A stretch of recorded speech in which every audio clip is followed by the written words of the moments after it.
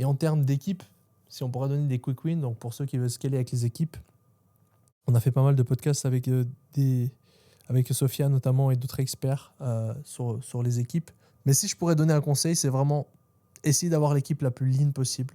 En gros, moi, le conseil que j'aurais voulu me donner, c'est que moi, en fait, trop vite, on m'a dit faut que tu ailles des équipes. Et du coup, j'ai pris des équipes et je me suis retrouvé à, en fait, avoir un business qui était rentable et perdre du temps et de la charge mentale à manager des équipes alors que en fait, je voulais juste ajouter pour ajouter des équipes. Et combien de personnes j'ai mis dans l'équipe, ça m'a fait perdre du temps, de l'énergie, alors qu'au final, j'aurais pu juste en fait ajouter moins de personnes et de manière plus smart, c'est-à-dire prendre des personnes et les payer plus cher, d'avoir vraiment des experts, ajouter expert après expert, que prendre plein de personnes et ça allait pas, et de perdre beaucoup d'énergie, de temps et d'argent. En gros, c'est l'erreur que j'ai fait, c'est qu'au départ, je voulais embaucher que des personnes pas chères.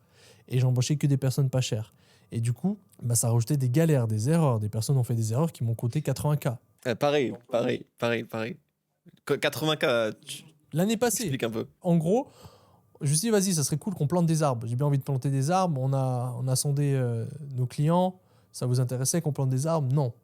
Ok, ils sont pas très cool. Et on s'est dit, vas-y, on va quand même le faire pour ceux qui veulent. Il y a des acheteurs qui vont le faire. Du coup, on a proposé une offre. En gros, s'ils prenaient un abonnement, on allait planter un arbre.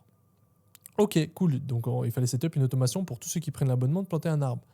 Sauf que mon employé, ce qu'elle a fait, elle s'est trompée. Elle a setup pour toutes les commandes.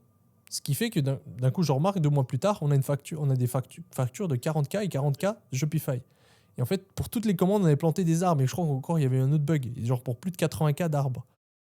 Donc oui, c'est sympa, mais on a quand même perdu de l'argent. Après, j'ai trop d'histoires comme ça où une employée m'a auto-DMCé. On a la page qui saute. Je dis, mais comment c'est possible? Tout notre contenu, on est trademark, etc. Et en fait, on a remarqué dans son sheet qu'elle nous avait DMCé plusieurs fois.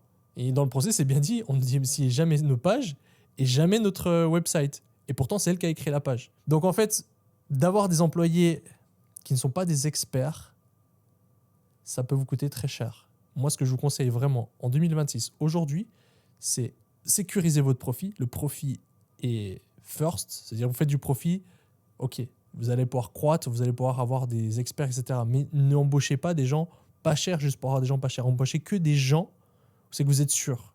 Vous êtes sûr que c'est un expert. Et vous le mettez en test, et ensuite, vous voyez, il vous prouve A plus B qui vous rapporte de l'argent. Moi, j'ai trop eu d'employés qui ne me rapportaient pas d'argent.